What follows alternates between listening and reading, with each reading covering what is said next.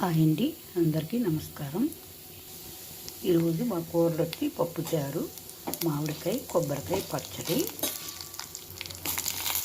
Stove మీద గిన్నె పెట్టి ఆయిల్ వేసాను, మినపప్పు వేసాను, జీలకర్ర, పచ్చిమిరపకాయలు కూడా వేసుకున్నాను. కొన్ని ఎల్లుల్లిపాయ రేకలు, ఒక చిన్న సైజు కొబ్బరికాయ, ఒక చిన్న మామిడికాయ. మామిడికాయ వేసినప్పుడు చింతపండు వేయక్కర్లేదు. ఇవన్నీ వేగిపోయి స్టవ్ ఆఫ్ చేసుకోవచ్చు. ఇంగు వాసనలు ఇష్టం ఉన్నవాళ్ళు ఇంగు వేసుకోండి, బాగుంటుంది కొబ్బరికాయ పచ్చడిలో. ఫస్ట్ వీటిని మిక్సీ పట్టుకొని పక్కకు తీసుకుందాం.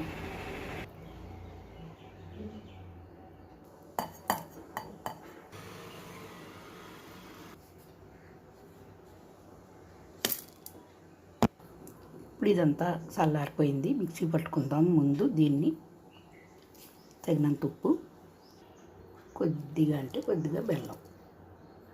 తీపి ఇష్టం లేకపోతే బెల్లం ఆఫ్ చేసుకోండి.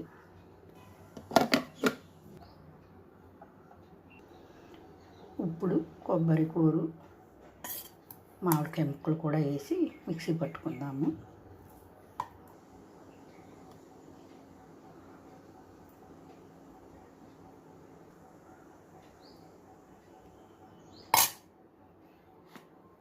పట్టకపోతే రెండోసారి వేస్తాను.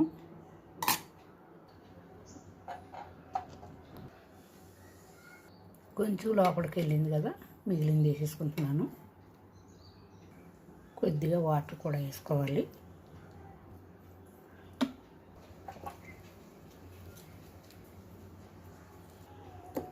కొబ్బరి పచ్చడి నలిగిపోయింది, ఒక గిన్నెలోకి తీసుకుందాం. ఇది గిన్నెలోకి తీసేసుకుని కొద్దిగా ఉంచాను.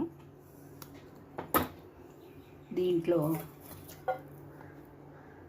ఉల్లిపాయ ముక్కలు వేసుకుందాం. కొబ్బరి కొంచెం అరగడం తొందరగా జీర్ణం అవ్వదు, అందుకని ఉల్లిపాయ వేసి మిక్సీ పడతాను. ఇప్పుడు టేస్ట్ బాగుంటుంది, అలాగే తొందరగా జీర్ణం అవుద్ది కొబ్బరికాయ. ఉల్లిపాయ తింటే తొందరగా మనం ఏది తిన్నా సరే తొందరగా జీర్ణం అయిపోద్దండి. ఉల్లిపాయ ముక్కలు కూడా బాగా నలిగిపోయాయి. ఇప్పుడు మొత్తం పచ్చళ్ళలో కలిపేస్తాను.